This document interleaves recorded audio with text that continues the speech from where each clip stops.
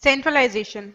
Centralization is the process in which the powers, authority, and control are concentrated at the head or center of the organization. This implies the powers regarding the planning, decision making, and formulation of policies and strategies lies in the hands of top-level management of the organization, which comprises of a few executives who control the entire organization. So what does it mean? It means that the powers are retained by the top management and the rest of the people working in the organization receive orders and work as per their directions. Hence, the middle and low level management have a very little authority. They have to depend on centralization and decentralization. Meaning, when there is reservation of powers and authority concerning the planning and decision making by the top management, it is called as centralization. Whereas, when the authority and responsibility concerning various decisions are disseminated to different levels of management, it is called as decentralization. Next, because the decision-making power is concentrated at central points in case of centralization, the process of decision-making is quite slow.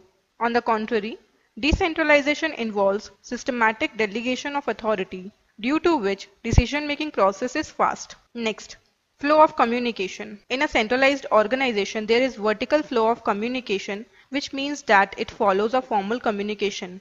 But in case of a decentralized organization, the communication stretches in all directions, so it is open and free.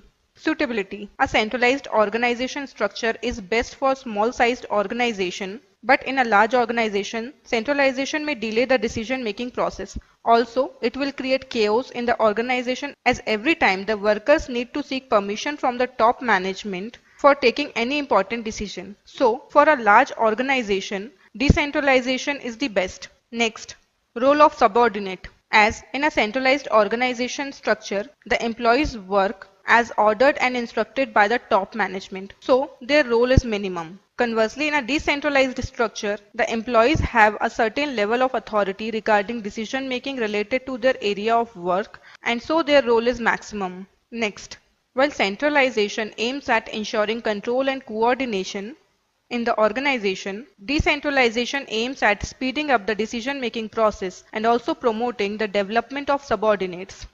Next, centralization is implemented in the situation when there is inadequate control in the organization, whereas in case when there is considerable control in the organization, decentralization is implemented. Next, burden of top executive. As all the powers related to decision making are in the hands of top management in a centralized structure, the top level management have a very heavy workload. Whereas, in case of decentralization, the work is delegated to subordinates systematically, which reduces the burden of top management. Freedom of action. When it comes to freedom of action of employees, it is less in case of centralization. This is because the employees have to take permission of the top management even for taking minor decisions. Whereas in case of a decentralized organizational structure, the employees enjoy more freedom of action